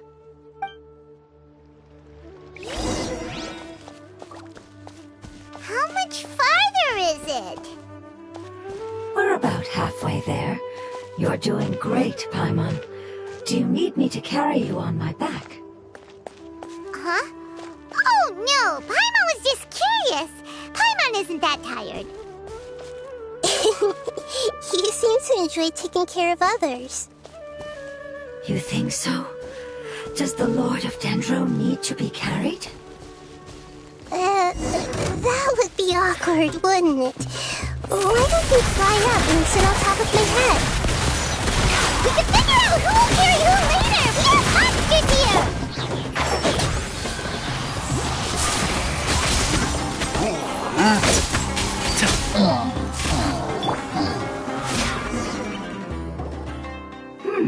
I think we may have a different understanding of carrying someone. No matter whether it's tired or not, my child is always happy when I put it on my back and give it a ride. Child? You mean the fungi we ran into earlier? Yes. One was my friend, and the other was my child. Why can't your kid speak?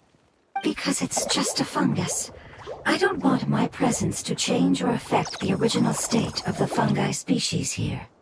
However, it is slightly different from an ordinary fungus.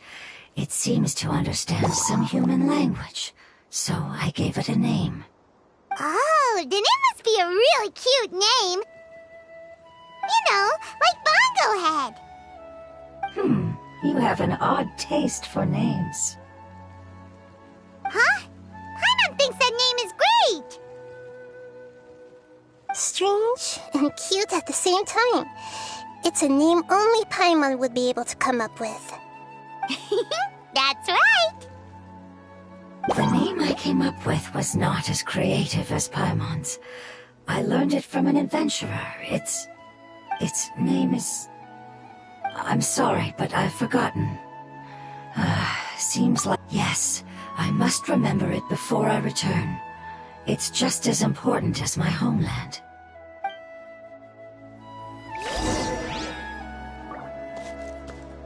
Yes, this way. We're almost there.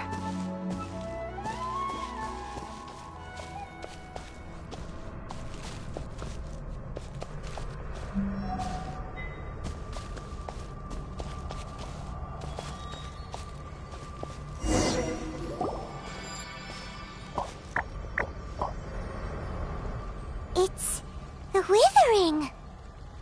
Yes, I have heard humans also call it that before. It's the last form we take when we are at the end of our life.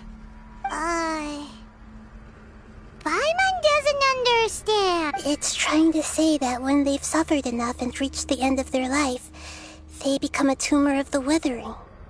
Yes, I would have also suffered the same fate if it wasn't for the Lord of Dendro's help. So, this is how the Withering is formed? Previous research has revealed that forbidden knowledge is the root cause of the Withering. But even if forbidden knowledge has been completely removed, its influence still remains, which is why the Withering remains even after forbidden knowledge has disappeared. They've been tormented by forbidden knowledge for a long time. It's understandable that they will eventually become the Withering. But what a sad and pitiful end. When I left my homeland, flowers like these filled the fields. Each bloom represented an individual life. They grew in the pristine lakes, in the fertile soil, in my home, and in the homes of my friends.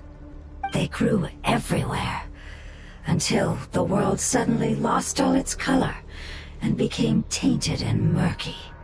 But it's all right. Our life essence, elemental power, still resides in this flower. After an adventurer clears the Withering, I will quietly draw near the area.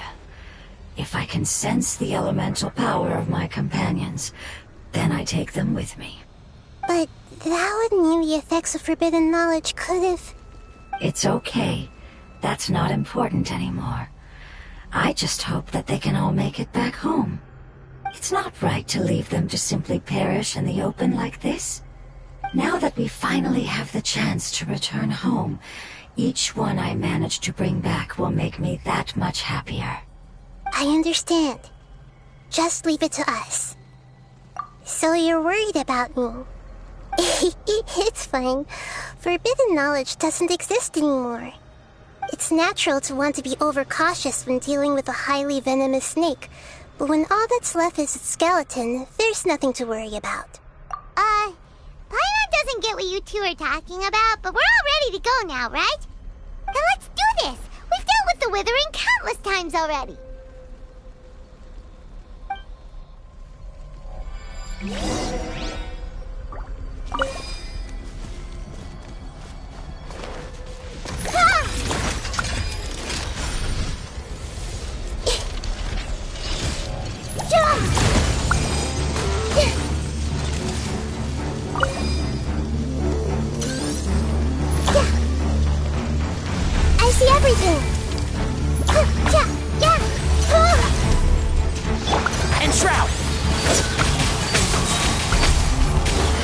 Let's nip that in the bud.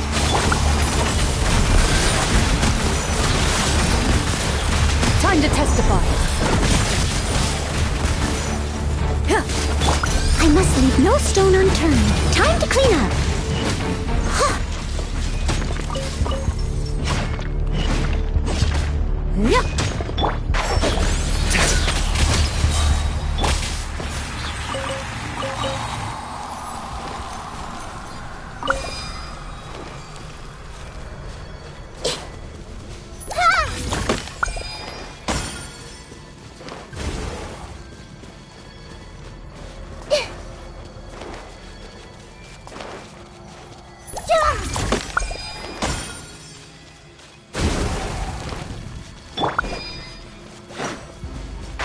Can't see?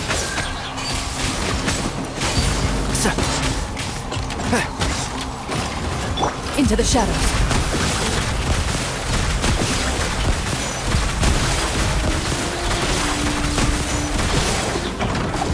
Enshroud!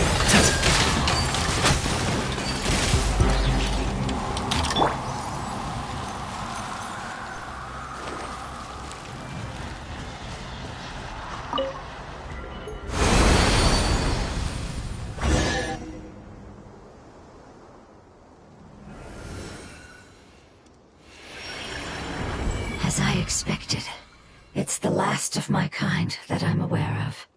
So it wasn't able to make it to the end. If only it could have held on just a little longer. I hope that you will be free of this pain after returning home.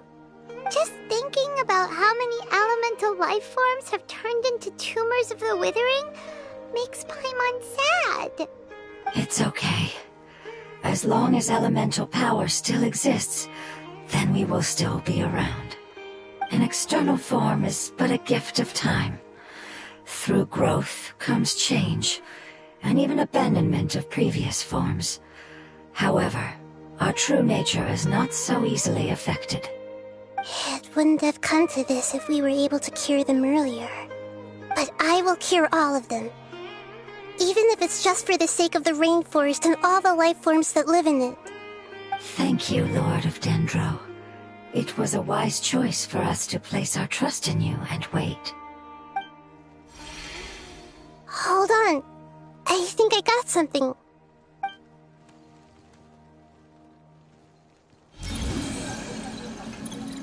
Oh, I see.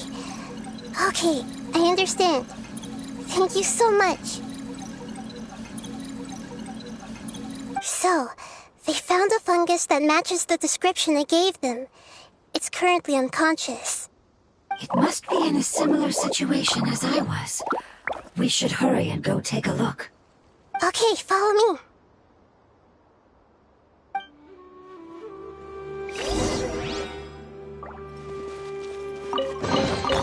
Why is there a chest here?